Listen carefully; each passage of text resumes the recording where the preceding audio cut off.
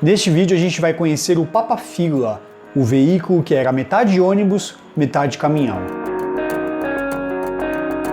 Fala pessoal, tudo bom? Eu sou Renato Lobo, você está no Via Trolebus, um canal especializado em mobilidade. Aqui a gente traz temas como ônibus, metrô, monotrilho, VLT, e um dos temas que a gente aborda é a história do transporte coletivo, e é sobre isso que a gente vai falar hoje, a respeito de um tipo de veículo que operou no século passado.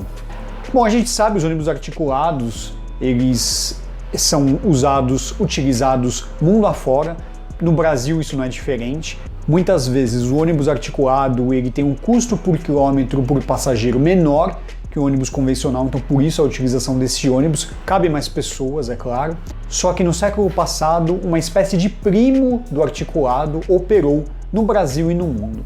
Alguns lugares eu li como o avô do articulado, mas o ônibus articulado surgiu antes que o Papa-Fila e ele foi difundido mais ou menos na mesma época, então não dá pra gente dizer que o Papa-Fila surgiu antes do articulado, então por isso eu prefiro considerá-lo como primo e não como avô.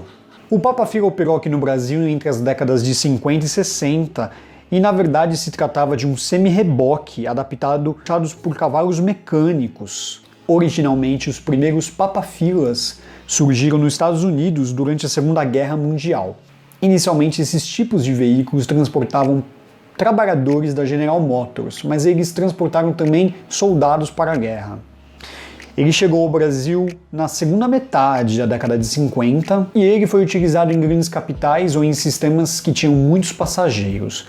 A CMTC, que foi uma empresa estatal que operou na cidade de São Paulo, adquiriu 50 unidades. A CMTC sempre estava na vanguarda dos novos tipos de coletivos, então ela adquiriu 50 unidades do Papa-Fila.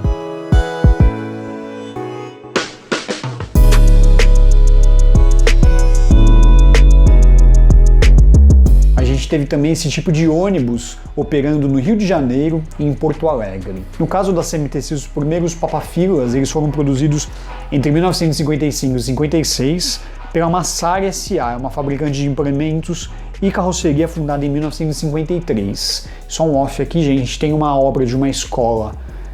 Quem acompanha o canal sabe que tem a obra de um prédio do lado aqui de casa e agora tem uma obra de uma escola também do lado de casa. Então vocês não reparem esse barulho de obra infernal que acontece aqui do lado. Fazer o quê, né?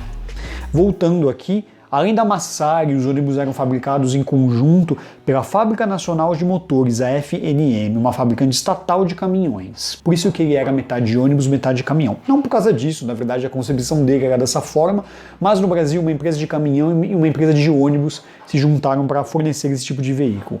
A Massari fabricava o chassi do semi-reboque e recebia encarroçamento de outras empresas, como a Grace, a Semarva e a Caio. Caio todo mundo conhece.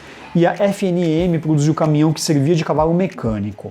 Os primeiros Papa-Filas eles tinham capacidade de até 60 passageiros sentados. Eles poderiam chegar à capacidade máxima de 120 passageiros. E ele tinha uma certa flexibilidade porque os cavalos mecânicos poderiam ser de outras marcas, ou seja, a parte de trás do veículo poderia ser acoplado na parte da frente de outras marcas, era de uma forma versátil que esse tipo de ônibus poderia operar.